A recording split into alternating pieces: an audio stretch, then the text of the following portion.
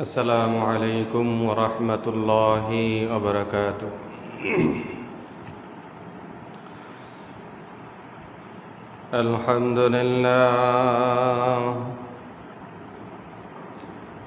الحمد لله رب العالمين الذي علم الإنسان ما لم يعلم الصلاة والسلام على رسوله الكريم مدينة العلم وعلى أساسها الهجرة أبي بكر الصديق رضي الله عنه وعلى مجهر عدله الهجرة عمر رضي الله عنه وعلى جنورين الهجرة عثمان رضي الله عنه وعلى بابها الهجرة علي كرم الله وجهه وعلى آله وصحابه وأولاده وأزواجه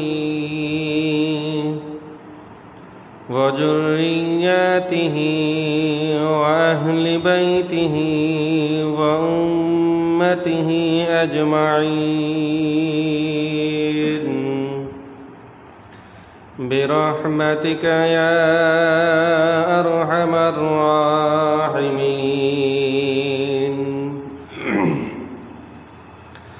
بسم الله الرحمن الرحيم إن الله وملائكته يصلون على النبي يا أيها الذين آمنوا صلوا عليه وسلموا تسليما اللهم سيدنا مولانا محمد وعلى آل سيدنا مولانا محمد اللهم صل على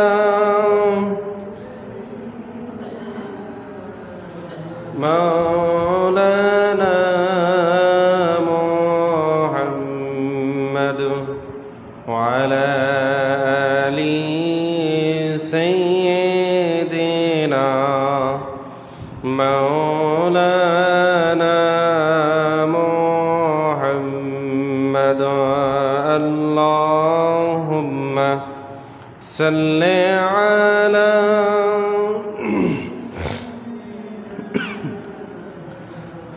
مولانا محمد وعلى آل سيدنا مولانا محمد يا أيها الذين آمنوا إذا نودي للصلاة من يوم الجمعة فاسعوا إلى ذكر الله وذروا البيع ذلكم خير لكم إن كنتم تعلمون আল্লাহ পাকের লাখো কোটি শুকরিয়া যে আল্লাহ আমাদের সকলকে শত ব্যস্ততার মাঝে বিভিন্ন সাংসারিক কাজ থেকে আল্লাহ তাআলা আমাদের সকলকে এই পবিত্র জুমার দিনে, গরিবের হজের দিনে আল্লাহর ঘর এই মসজিদে এসে একত্রিত হওয়ার তৌফিক দান করেছেন। এজন্য আমরা সকলে বলি আলহামদুলিল্লাহ। লক্ষ কোটি দুরূদ সালাম পেশ করছি আল্লাহর সৃষ্টির প্রধান আকর্ষণ, এই বিশ্বসভার সভাপতি, সমস্ত নবী রাসূলদের মাতার তাজ, শামসুল হিদায়াত, নূরুল হিদায়াত, সৈয়দুল মুরসালিন, রাহমাতাল লিল আলামিন, হযরত মুহাম্মদুর রাসূলুল্লাহ সাল্লাল্লাহু আলাইহি ওয়াসাল্লামের উপর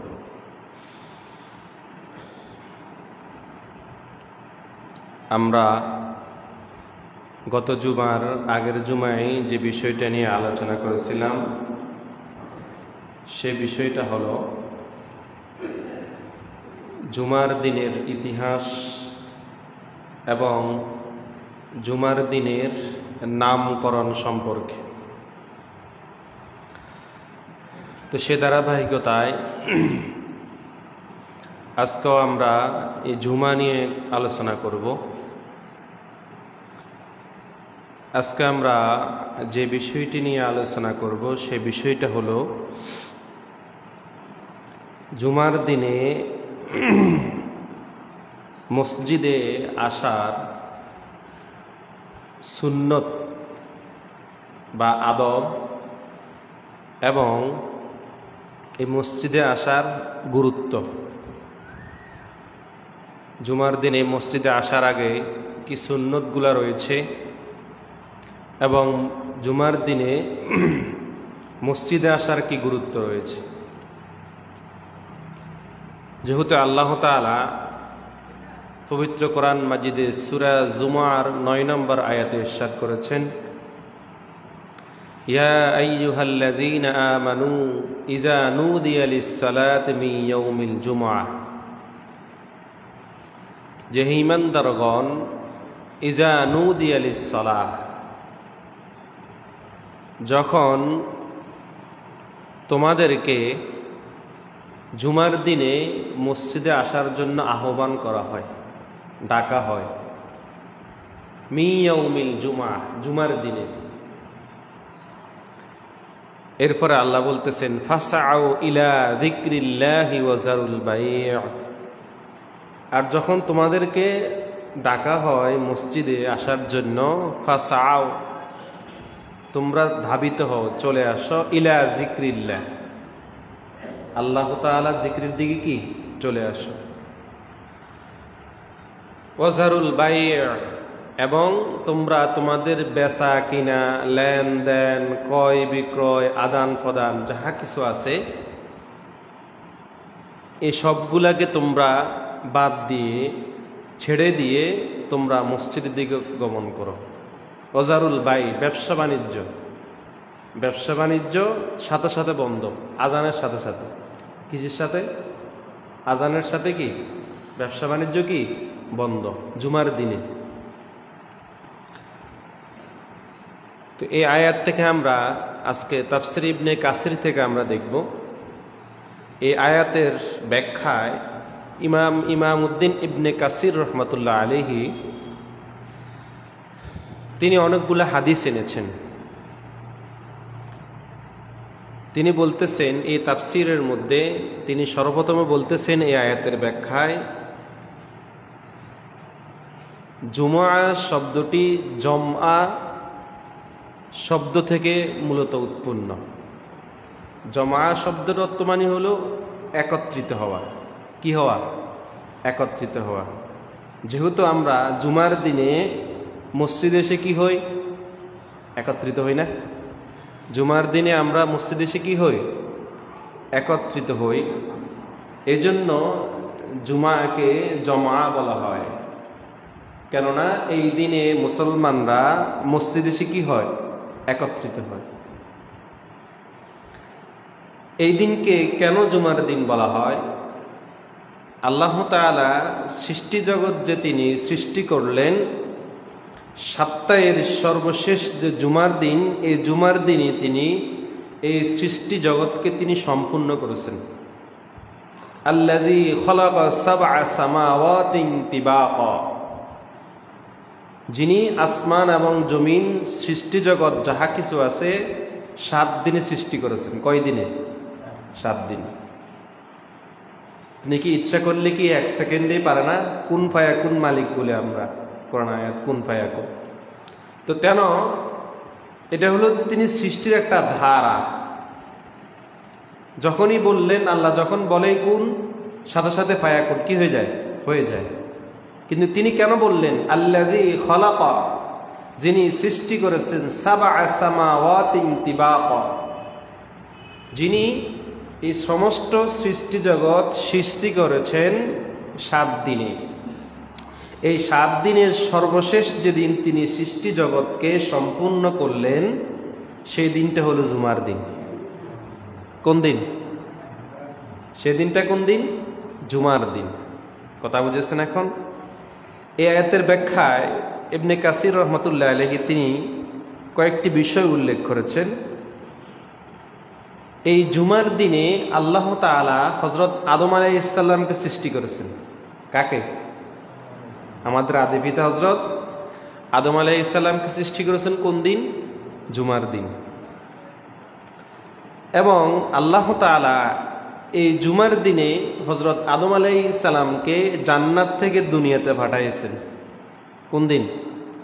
জুমার দিন। জুমার দিনে আল্লাহ তাআলা হযরত আদম আলাইহিস সালামকে কোথায় পাঠাইছেন? দুনিয়াতে পাঠাইছেন। এবং এই জুমার দিনে কিয়ামত সংগঠিত হবে। কোন দিন কিয়ামত হবে? জুমার দিন। রাসূল সাল্লাল্লাহু আলাইহি ওয়াসাল্লাম নির্দিষ্ট করে দিয়েছেন যে মাতাস সাআ। সাহাবীরা প্রশ্ন করলেন, ইয়া রাসূলুল্লাহ, মাতাস সাআ, কিয়ামত কখন হবে? তখন রাসূল সাল্লাল্লাহু আলাইহি ওয়াসাল্লাম শুধু দিনকে নির্দিষ্ট করে দিয়েছেন যে কিয়ামতটা হবে শুক্রবার জুমার দিন। কোন দিন? জুমার দিন। শুধু এতটুকুই। অনেকে বলে যে আশুরার 10 তারিখ শুক্রবার, বা বিভিন্ন দিন বলে। না, এটা না। নবীজি শুধু দিনকে নির্দিষ্ট করে দিয়েছেন। কোন দিন? জুমার দিন। জুমার দিন যে কোনো বছরে হোক, যে কোনো মাসেই হোক, নবীজি ওটা আর ব্যাখ্যা করেন নাই। বলেছেন কিয়ামত যেদিন হবে ওই দিনটা হবে কিসের দিন? শুক্রবার দিন, জুমার দিন। এবং ইবনে কাসির রহমতুল্লাহ আলাইহি বলতেছেন, এই জুমার দিনে এমন একটি সময় আছে যে সময়ে ঈমানদার ব্যক্তি আল্লাহ তাআলার কাছে যাহা দোয়া করবেন তাই কবুল করে নেবেন। জুমার দিনে এমন একটি সময় আছে যে সময়টা ঈমানদার ব্যক্তি আল্লাহর কাছে যে দোয়া করবেন, সাথে সাথে আল্লাহ তাআলা সে দোয়া কি কবুল করে নেবেন। ওই সময়টা নিয়ে মুহাদ্দিসিনে কেরামদের মধ্যে কিছু মতামত আছে। কেউ কেউ বলেছেন আসরের পর থেকে মাগরিবের এই মাঝামাঝি সময়। আবার কেউ কেউ বলেছেন ইমাম সাহেব যখন বয়ান শেষ করে খুতবার জন্য দাঁড়াবে। কিসের জন্য? খুতবার জন্য দাঁড়াবে, এই মধ্যবর্তী সময়। বুঝছেন? মানে নির্দিষ্ট কোন সময় এটা কেউ নির্ধারণ করে নাই, যে কোনো এক সময় আল্লাহ দোয়া কবুল করেন। তার মানে আমাদেরকে দোয়া করতে হবে জুমার দিনের শুরু থেকে শেষ পর্যন্ত সব সময় ভালো দোয়া করতে হবে। কারণ কোন সময় দোয়া কবুল হয় এটার কোনো কি গ্যারান্টি নাই। এই জন্য হাদিসে বলেছেন জুমার দিনে এমন একটি সময় আছে যে সময়টা যখনই ঈমানদার ব্যক্তি যা দোয়া করবেন আল্লাহ তাই কি কবুল করে নেবেন। তো এই জুমার দিনে মসজিদে আসার আগে আমাদের কিছু সুন্নত আছে, কিছু নিয়ম আছে, কিছু আদব আছে। ইবনে কাসির রহমতুল্লাহ আলাইহি এই আয়াতের ব্যাখ্যায় তিনি হাদিস এনেছেন হযরত যায়েদ ইবনে আসলাম রাদিয়াল্লাহু তাআলা আনহুমা থেকে বর্ণিত।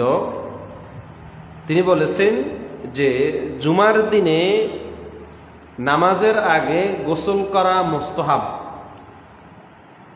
জুমার দিনে নামাজের আগে গোসল করা কি মুস্তাহাব। জুমার নামাজের আগে কি করা, গোসল করা কি মুস্তাহাব। এবং হযরত আব্দুল্লাহ ইবনে ওমর রাদিয়াল্লাহু তাআলা আনহুমা তিনি বলেছেন যে রাসূলুল্লাহ সাল্লাল্লাহু আলাইহি সাল্লাম ইরশাদ করেছেন যে যে ব্যক্তি জুমার দিনে মসজিদে নামাজ পড়ার জন্য আসবে সে যেন নামাজ পড়ার আগে সে যেন গোসল করে আসে। কি করে আসে? গোসল। সে যেন কি করে? হযরত আব্দুল্লাহ ইবনে ওমর রাদিয়াল্লাহু তাআলা বলতেছেন যে রাসূলুল্লাহ সাল্লাল্লাহু আলাইহি সাল্লাম ইরশাদ করেছেন যে যেই ব্যক্তি মসজিদে নামাজ পড়ার জন্য আসবে, জুমার দিনে আসবে, কোন দিনে? জুমার দিনে আসবে, সে যেন কি করে আসে? গোসল করে আসে। তার মানে আমরা জুমার দিনে আসার সম্বন্ধে একটা সুন্নত পাইলাম, আমাদেরকে কি করতে হবে? গোসল করতে হবে। কি করতে হবে? গোসল করতে হবে জুমার দিনে। আপনারা কথা বলেন না কেন? কথা বললে না তো আপনাদের ব্রেনে জেনে ঢুকবে। আমি তো সবসময় বলি ঘুমায়েন না, মসজিদে আসছেন এদিকে তাকান, আমার দিকে তাকান, যিনি বয়ান করেন তার দিকে তাকাবেন। ঘুম আসলে কি করতে হবে বলছি না? জুরানি আসলে কি করতে হবে মনে আসেনি? হ্যাঁ বলে গেছি। যখন আগে আমরা আলোচনা করছি না, মসজিদে যখন জুমার দিনে কি একজন মুসল্লির জুরানি আসবে বা জিমানি আসবে, তখন সে কি করবে? হ্যাঁ বুঝো না এখনো। জায়গা পরিবর্তন করবে। কি পরিবর্তন করবে? বুঝেন না মানে? জায়গা কি করবেন? পরিবর্তন করবেন। যখন জায়গা পরিবর্তন করবেন তখনই আপনার ঘুম চলে যাবে, শয়তান আর ওয়াসওয়াসা দিতে পারবে না। এটা আমরা আগে আলোচনা করছি না, খেয়াল রাখবেন। তাহলে জুমার দিনে মসজিদে আসার আগে আমাদেরকে একটা সুন্নত আদায় করতে হবে, সেটা হলো কি করা? গোসল করা। কি করা? গোসল করা। গোসল করা। হযরত আবু সাঈদ খুদরি রাদিয়াল্লাহু তাআলা আনহু থেকে বর্ণিত, রাসূলুল্লাহ সাল্লাল্লাহু আলাইহি সাল্লাম ইরশাদ করেছেন যে জুমার দিনে প্রত্যেক বালেগের জন্য, কি লেগের জন্য? বালেগ, যারা বালেগ ছেলে আছে না, বালক, না বালক না, বালেগ, যারা বালক হয়েছে, তো জুমার দিনে প্রত্যেক বালেগের জন্য গোসল করা ওয়াজিব। গোসল করা কি ওয়াজিব। কেন বালেগের জন্য গোসল করা ওয়াজিব বললেন? কি ওয়াজিবটা কেন বললেন? ওয়াজিবটা হলো ফজরের পরে স্থান। ফজরের মানে ফরজের পরে স্থান কি ওয়াজিব। তো ওয়াজিব কেন বললেন? যেহেতু বালেগরা সবসময় বিভিন্ন কাজে, অনেক সময় গুনার কাজে লিপ্ত থাকে। থাকে কি না? থাকে না? অনেক সময় কি গুনার কাজে কি থাকে? লিপ্ত থাকে। তো জুমার দিন যেহেতু পবিত্র দিন, বালেগরা সবসময় গুনার কাজে লিপ্ত থাকে, বিভিন্ন অন্যায়মূলক কাজে কি থাকে? লিপ্ত থাকে। তো এই জন্য ওই বালেগ জুমার দিনে গোসল করবে, তার জন্য বাধ্যতামূলক ওই গোসলের দ্বারা সে পাক পবিত্র হবে। কি হবে? পাক পবিত্র হবে।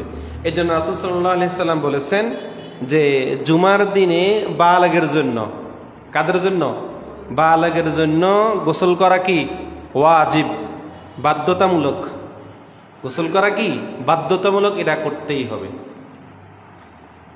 হযরত আবু হুরায়রা রাদিয়াল্লাহু তাআলা আনহু থেকে আরেকটি হাদিস বর্ণিত, রাসূলুল্লাহ সাল্লাল্লাহু আলাইহি সাল্লাম ইরশাদ করেছেন যে প্রতি সাপ্তাহিক দিবস বলতে শুক্রবার দিন। কোন দিন? প্রতি সাপ্তাহিক দিবসে গোসল করা প্রত্যেক মুমিনের জন্য এরা হকুল্লাহ, আল্লাহর হক। কার হক? প্রত্যেক ইমানদার ব্যক্তি প্রতি সাপ্তাহিক দিনে অথবা জুমার দিনে কি করবে? গোসল করবে। কি করবে? গোসল করবে। এটা হলো হকুল্লাহ, আল্লাহর হক।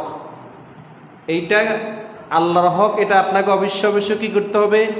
আদায় করতে হবে। কি করতে হবে? আদায় করতে হবে। এ প্রসঙ্গে আবু হুরায়রা রাদিয়াল্লাহু আনহু আরো বলতেছেন, এবং সে যেন, যে মুমিন ব্যক্তি নামাজের আগে দিয়ে গোসল করবে, এটা তার জন্য হকুল্লাহ, এবং সে গোসল করার সময় সে তার মাথা সহকারে সর্ব অঙ্গ ভালোভাবে ধৌত করে নিবে। সর্ব অঙ্গ ভালোভাবে কি করে নিবে? ধৌত করে নিবে। শুধু গোসল করলেই হবে না, গোসল করলেই হবে না, গোসল করাটা গোসল করানোর মতো করতে হবে। মানে কোনো রকম এমনি ডুবুকা দিয়ে এলাম উঠলাম তা না, আপনাকে ভালোভাবে সুন্দরভাবে পবিত্রতার সাথে কি করতে হবে? গোসল করতে হবে। এখন তো শীতকাল, শীতের ডর অনেকে গোসলও করে না, কি আসেনি? শীতকালটা আমরা একদিন আলোচনা করব। শীতকালটা ইমানদারদের জন্য বসন্তকাল, ইবাদতের কাল। কিসের কাল?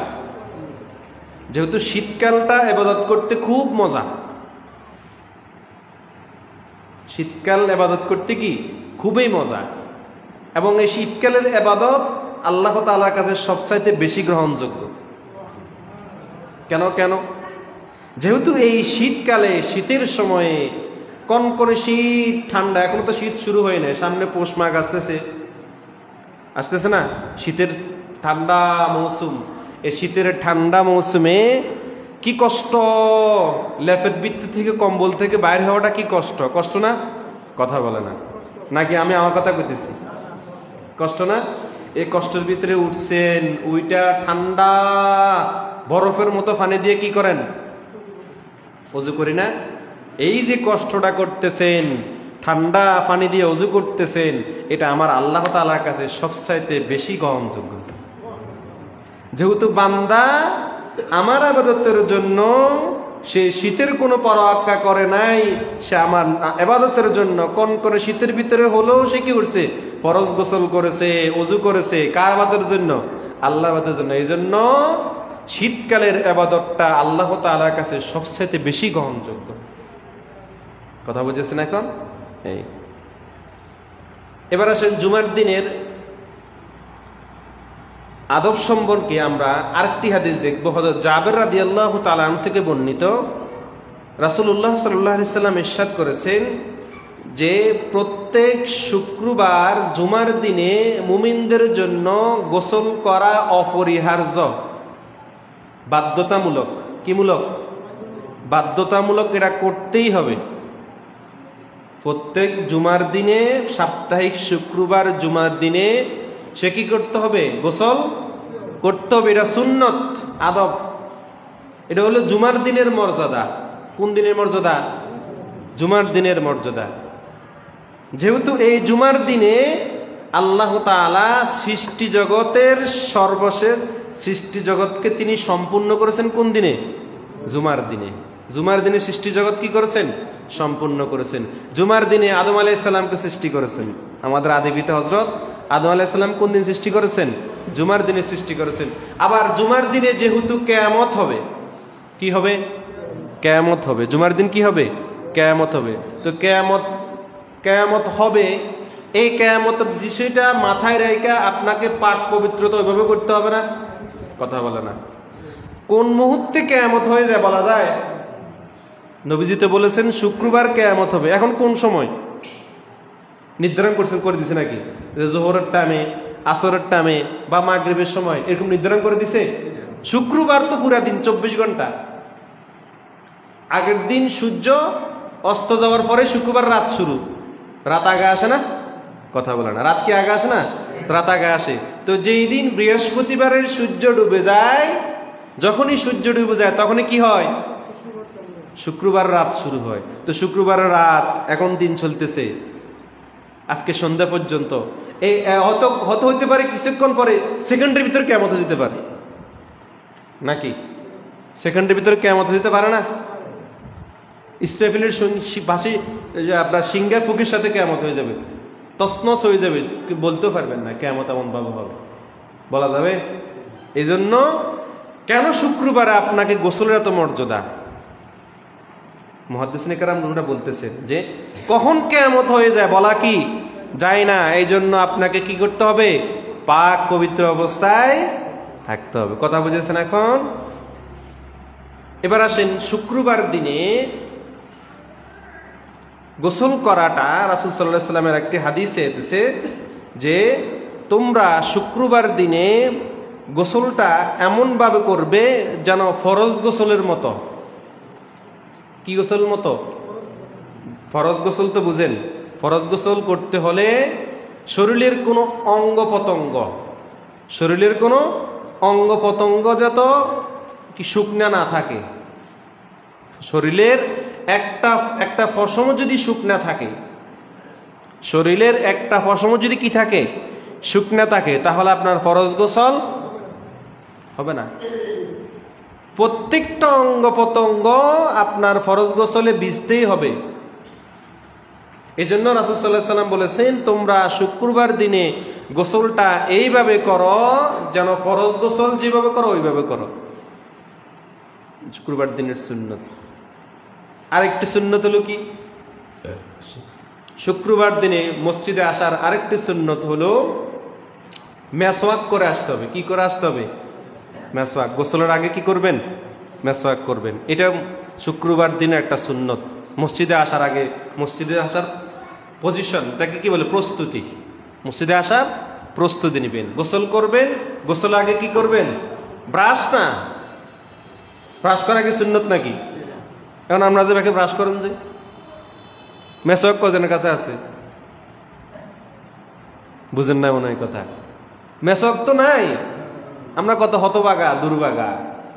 আমরা মেসওয়াক কি করি না, যেটা সুন্নত ওটা কি করি না, ব্যবহার করি না। আমরা ব্রাশ দিই, মাইজ দিয়ে আছে খালি মাঝে।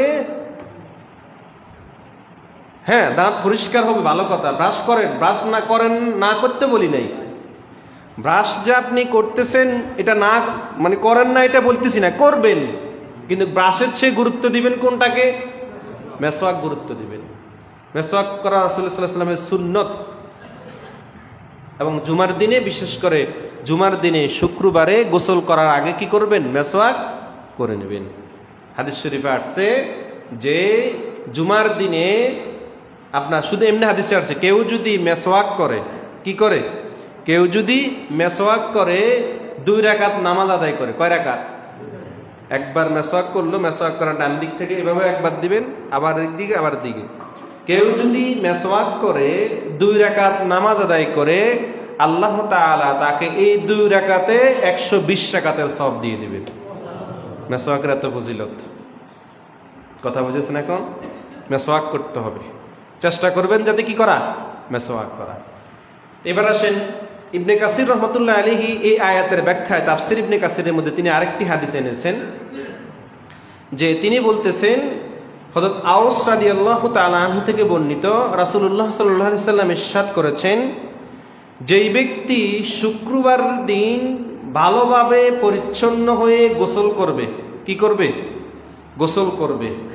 গোসল করে এবার কোনো যানবাহন ছাড়া, কোনো কি ছাড়া? যানবাহন ছাড়া যেই ব্যক্তি পায়ে হেঁটে আসে, কি হেঁটে?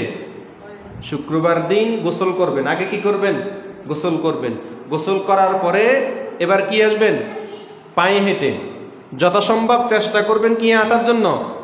পায়ে হাঁটার জন্য। তো পায়ে হেঁটে আসতে হলে আপনাকে কি আজানের পরে আসতে হবে না আজানের আগে রওনা দিতে হবে?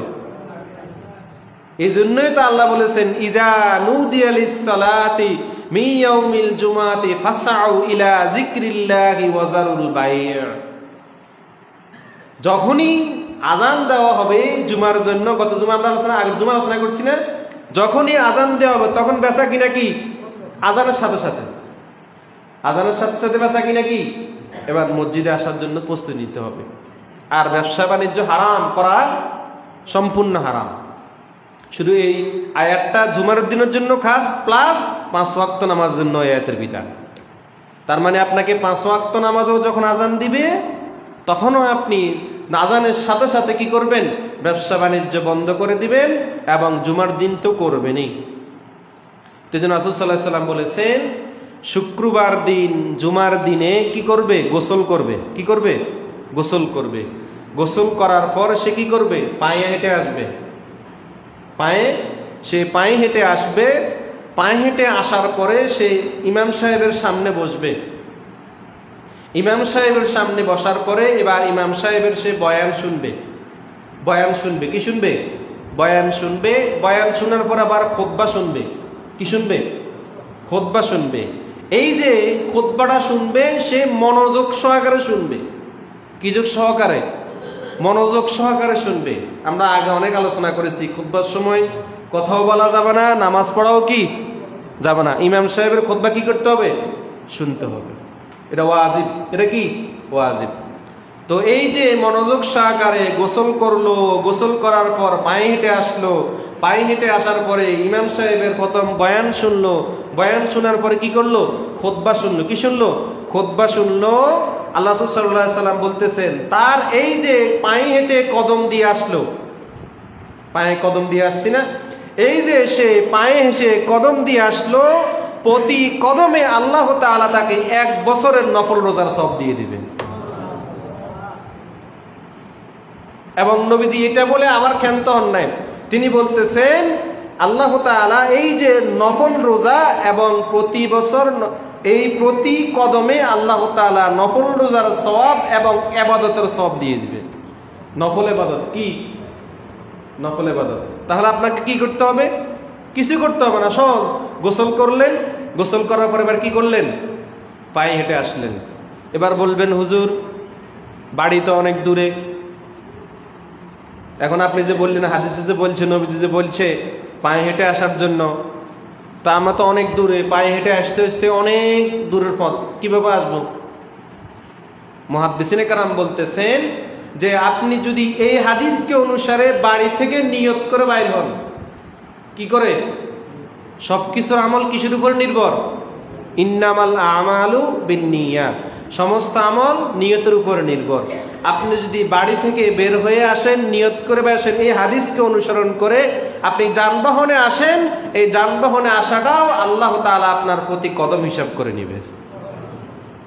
আপনি যানবাহনে আসতেছেন, সাইকেল চালায় আসতেছেন, মোটর সাইকেল চালায় আসতেছেন, সিএনজিতে আসতেছেন, অটো বলেন, রিক্সা বলেন, যানবাহন তো? যানবাহন না? এই যে যানবাহনে আসতেছেন, আপনার নিয়ত হবে কদমের নিয়ত। কিসের নিয়ত? কদমের নিয়ত। এই যে কদমের নিয়ত আপনি আসতেছেন, এই যানবাহনে আসেন না কেন, যানবাহনটাও আল্লাহ তাআলা আপনার কদম, আল্লাহকে কদম হিসাব করতে পারবে না?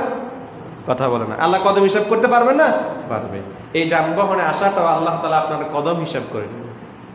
আসলেন আল্লাহ তাআলা, এই যে আসলেন, এই প্রতিটা কদমে কদমে আল্লাহ তাআলা 1 বছরের নফল রোজার সওয়াব আল্লাহ তাআলা আপনাকে দিয়ে দিবেন। এটা হলো গুরুত্ব, জুমার দিনে আসার গুরুত্ব, মসজিদে আসার গুরুত্ব। এবার আসেন এই জুমার দিনে আসার গুরুত্ব সম্পর্কে আমরা আরেকটা হাদিস বলবো। এই হাদিসটা হযরত আবু হুরায়রা রাদিয়াল্লাহু তাআলা আনহু বর্ণনা করেছেন। হযরত আবু হুরায়রা রাদিয়াল্লাহু তাআলা আনহু বর্ণনা করেছেন, যিনি আল্লাহ রাসূল সাল্লাল্লাহু আলাইহি সাল্লামের মুহাদ্দিস সাহাবী, যাকে কি সাহাবী বলা হয়? মুহাদ্দিস সাহাবী। মুহাদ্দিস সাহাবী মানে যিনি আল্লাহ রাসূল সাল্লাল্লাহু আলাইহি সাল্লামের সবচাইতে বেশি হাদিস বর্ণনা করেছেন, হযরত আবু হুরায়রা রাদিয়াল্লাহু তাআলা আনহু। তা আবু হুরায়রা রাদিয়াল্লাহু তাআলা আনহু থেকে বর্ণিত, রাসূল সাল্লাল্লাহু আলাইহি সাল্লাম ইরশাদ করেছেন, যেই ব্যক্তি জুমার দিনে ফরজ গোসলের মতো গোসল করবে, কি গোসল মতো? ফরজ গোসলের মতো কি করবে? গোসল করবে। এবং গোসল করিয়া যেই ব্যক্তি সর্বপ্রথম 1 নম্বরে, কয় নম্বরে? 1 নম্বরে যেই ব্যক্তি সর্বপ্রথম প্রথমেই যেই ব্যক্তি মসজিদে এসে হাজিরা দিবে, আল্লাহ তাআলা বলতেছেন, নবীজি বলতেছেন, রাসূল সাল্লাল্লাহু আলাইহি ওয়াসাল্লাম ইরশাদ করেছেন যে সে যেন একটি উট আল্লাহর রাস্তায় কোরবানি করলো। এটা হলো যে ব্যক্তি প্রথমে আসবে, যে ব্যক্তি কি আসবে? এখন এই প্রথমে আসবে, উট কোরবানি দেওয়া কি সোজা মজা জিনিস নাকি? এখন এই উট কোরবানি, উট পাইতে গেলে তো কি অনেক সময় 1 লাখ টাকাও অনেক সময় কি উট পাওয়া যায় না, মরুভূমির জাহাজ উট বলা হয়। তো এই সে কি করলো, যে ব্যক্তি প্রথমে আসলো, কিসে আসলো? প্রথমে আসলো, সে যেন একটি উট কি করলো? কোরবানি করলো। তো এখন প্রথমে আসতে হলে সবাই আসতে হবে নি? বুঝেন না মনে হয় কথা? আমনে প্রথমে আইবেন, এমিয়া কবে আমিও তো প্রথম আমু, আমি তো প্রথম আমু, কথা বুঝেন না মনে হয় কথা? উট কোরবানির জন্য এখানে মুহাদ্দিসিনে কেরাম বলতেছেন, গুরুত্ব সহকারে বোঝাচ্ছেন যে এই যে হাদিসটা নবীজি বললেন, কেন বললেন? যাতে উম্মতদের মাঝে মসজিদে আসার গুরুত্বটা থাকে। এবং যে ব্যক্তি একজন না একজন তো আগে আসবেই, কথা বুঝে না?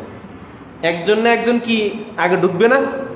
তো যে আসলো ভাগ্যবালা, এমি আসছে, এমি ওটার সব, আমনা আসছেন, আপনি ওটার সব। এখন ওটার সবের জন্য এবার আপনারা মারামারি করেন, আমার তো দোষ না, আসলে হাদিস বলছে, দরকার আছে না? এখন বুঝে নিবেন আগামী জুমা থেকে কি করতে হবে আপনারাই ভালো জানেন, আমি হাদিস থেকে বলতেছি। তাহলে যে ব্যক্তি প্রথমে আসলো, আল্লাহ তাআলা রাসূল বলতেছেন সে যেন একটি উট কি করলো? কোরবানি করলো।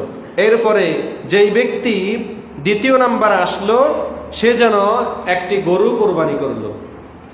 একটি গরু কি করলো? তাহলে প্রথম ব্যক্তি উট, প্রথম ব্যক্তি উট, দ্বিতীয় ব্যক্তি কি? গরু তো চিনেন, গরু। তিন নম্বর ব্যক্তি সে যেন আল্লাহর রাস্তায় একটি ছাগল কোরবানি করলো। কি কোরবানি? ছাগল কোরবানি করলো। চার নম্বর ব্যক্তি যে আসবে সে যেন আল্লাহর রাস্তায় একটি মোরগ, মুরগি, মোরগ বুঝেন না, মোরগ, সে যেন একটি মোরগ কি করলো? কোরবানি করলো। পঞ্চম যে ব্যক্তি আসবেন সে যেন আল্লাহর রাস্তায় একটি ডিম সদকা করলো।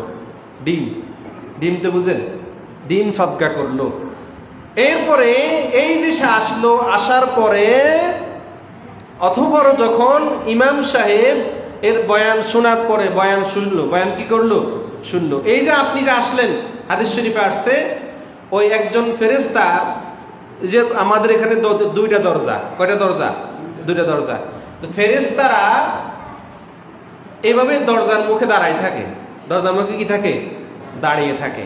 তো যে আসছে খাতার কলম নিয়ে দাঁড়ায় থাকে, খাতার কলম নিয়ে দাঁড়ায় থাকে। যে আসছে তার নাম লেখে, যে আসছে তার নাম লেখে, যে আসছে তার নাম লেখে। এভাবে সে লিখতে লিখতে লিখতে লিখতে ইমাম সাহেবের বয়ান শেষ, যখন খুতবা শোনার টাইম হয়, কি শোনার টাইম? খুতবা শোনার সময় হয়। এই খুতবা শোনার সময় হলে এরপরে ফেরেশতা তার খাতাকে বন্ধ করে দেয়। খাতা কি করে দেয়?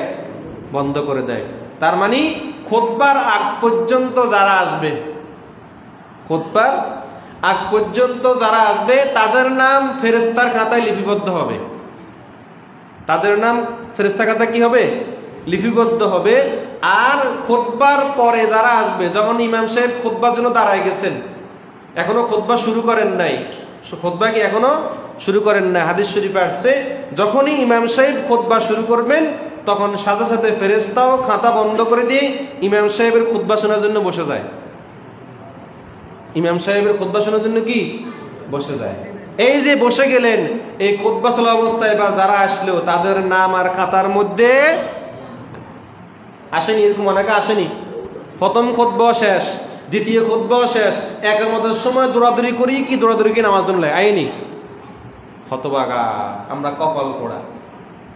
কথা বুঝেছেন? এখন সে তো আজানের পরে পরে আসতে পারলো না, আজান দেওয়ার সাথে সাথে ব্যবসা বাণিজ্য বন্ধ করে দিয়ে আসতে পারলো না। আসতেছে তো আসতেছে, জামু তো জামু করতে করতে করতে, অবহেলা করতে করতে করতে এখান দিয়ে ইমাম সাহেবের প্রথম খুতবাও শেষ, দ্বিতীয় খুতবাও শেষ, মুয়াজ্জিন সাহেব একামত দিচ্ছে, তখন ওই হতভাগা আসে নামাজের জন্য। এটা কি দুর্ভাগ্য না? কথা বলে না। আপনি যদি খুতবার এক মুহূর্ত আগে আসলেন, ফেরেশতার খাতায় আপনার নাম উঠত। আপনি আসেন নাই, এই জন্য ফেরেশতাটা, আপনি বলেন আপনি জুমার নামাজ পড়ছেন কিন্তু আল্লাহর কাছে তো আপনি সাক্ষী নাই। আপনি না বললেন ঠিক আছে জুমার নামাজ তো পড়ছি, এখন প্রমাণ কি? প্রমাণ হাজিরা খাতা না? কথা বলে না। ছাত্র যখন স্কুলে যায়, ছাত্র যখন মাদ্রাসায় যায়, শিক্ষক হাজিরা ডাকে না? এ কথা বলেন, হাজিরা ডাকে না? ডাকে। এই হাজিরা ডাকলে আব্দুল্লাহ উপস্থিত স্যার, আব্দুর রহিম উপস্থিত স্যার, এই যে ডাকলো, ডাকার সাথে সে কি করলো? শিক্ষক খাতায় কি করলো? এই ছাত্র কি আসছে। যখন শিক্ষকের খাতা ডাকা শেষ, অনেকের খাতা ডাকা শেষ হওয়ার পরও স্কুলে ঢুকে না, ক্লাসে ঢুকে না। যখন ক্লাস টিচার প্রথম স্কুলে আসে, মাদ্রাসায় আসে, প্রথমে এসে তো সে হাজিরা ডাকে। কি এই স্কুল ছাত্র মাদ্রাসার ছাত্ররা ঠিক আছে নি? ঢুকে হাজিরা ডাকে না? যখন হাজিরা শেষ, এরপরে পড়া শুরু হয়ে যায়, তখন ওই আসছে। কয়েকজন আসে না হাজিরা শেষ হয়ে যাওয়ার পরে, যে দেরি হয়ে গেছে বা স্যার দেরি হয়ে গেছে, ওই যে খাতা আটকাই দিল।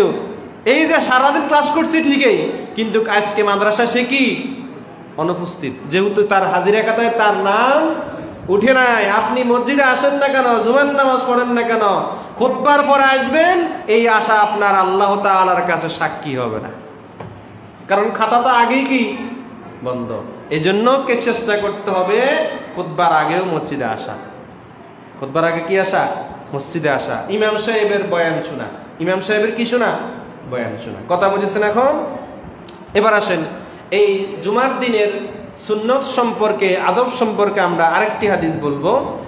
রাসূল সাল্লাল্লাহু আলাইহি সাল্লাম ইরশাদ করেছেন, জুমার দিনে উত্তম পোশাক পরিধান করা সুন্নত। উত্তম পোশাক পরিধান করা কি সুন্নত। জুমার দিনে উত্তম পোশাক পরিধান করা কি সুন্নত।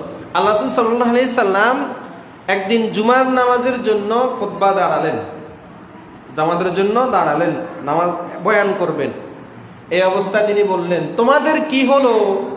নবীজি বলতেছেন, তোমাদের কি হলো? তোমরা প্রতিদিনের নিয়মিত পরিহিত পোশাক পরে তোমরা মসজিদে আসো, তোমাদের কাছে কি একটা টাকাও নাই যে নতুন পোশাক পরিধান করে জুমার দিনে আসার জন্য?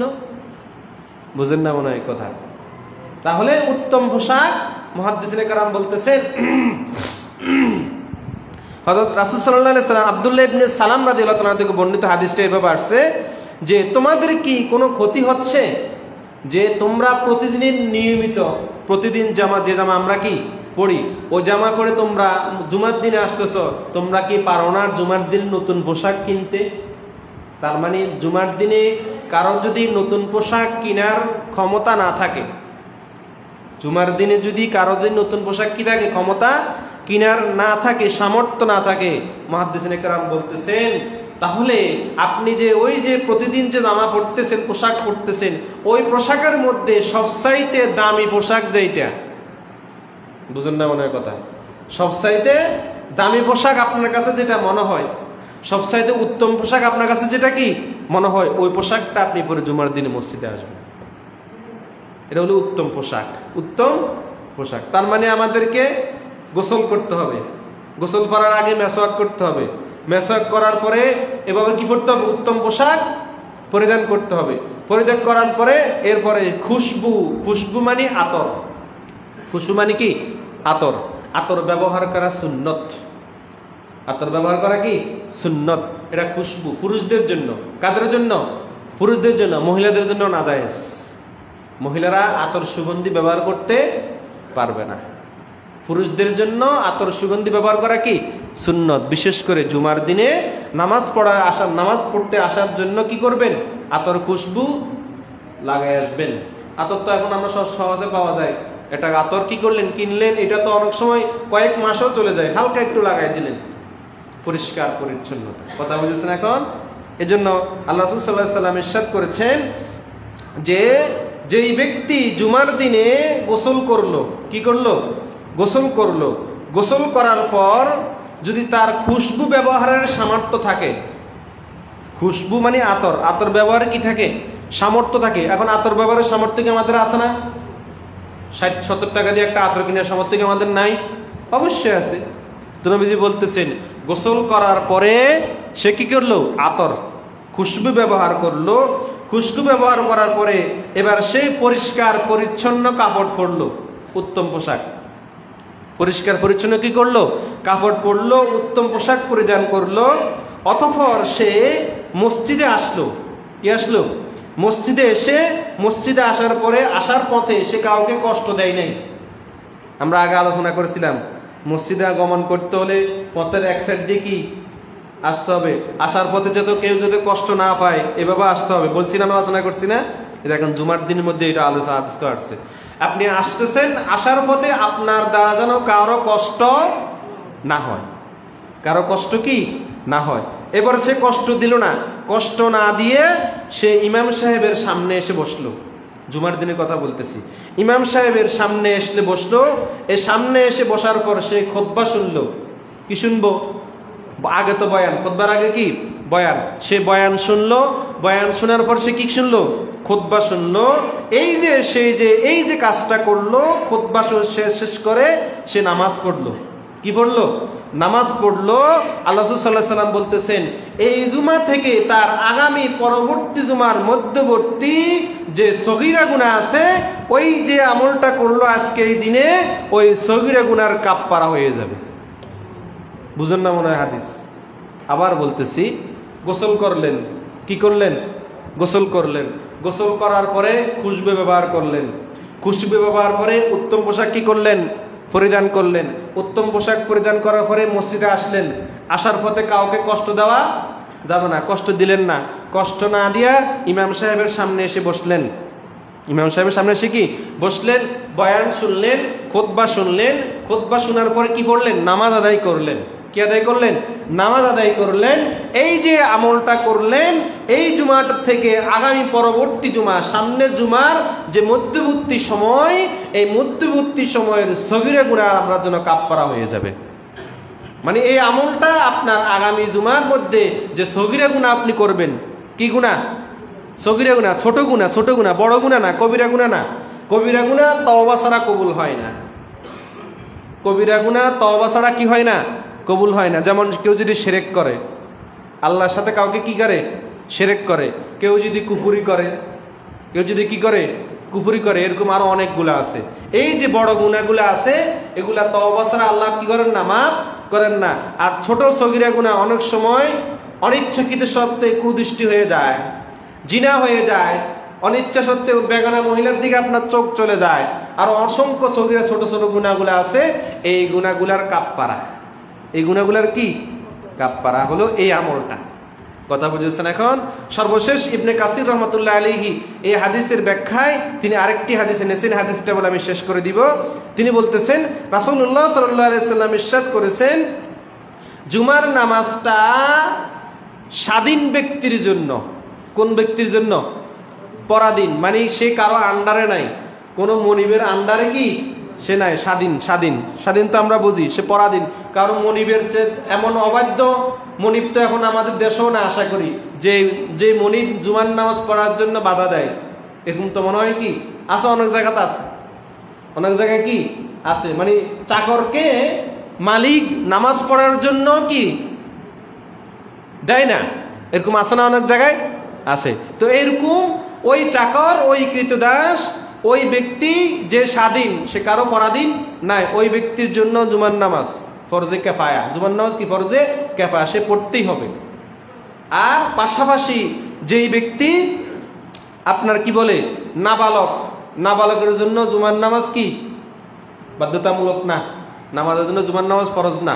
নাবালকের জন্য কি জুমার নামাজ ফরজ না। কৃতদাসের জন্য জুমার নামাজ কি ফরজ না। এরপরে আরো বলতেছেন, ওই ব্যক্তি, যেই ব্যক্তি মুসাফির, যেই ব্যক্তি কি মুসাফির, সফররত অবস্থায়, সফর করে না অনেকে দূর দূরান্ত দেশে, যারা ব্যবসার জন্য যান, ব্যবসার জন্য অনেক জায়গায় যান না, এই যে যাচ্ছেন সফর অবস্থায়, এই সফর অবস্থায় জুমার নামাজটা আপনার জন্য বাধ্যতামূলক না।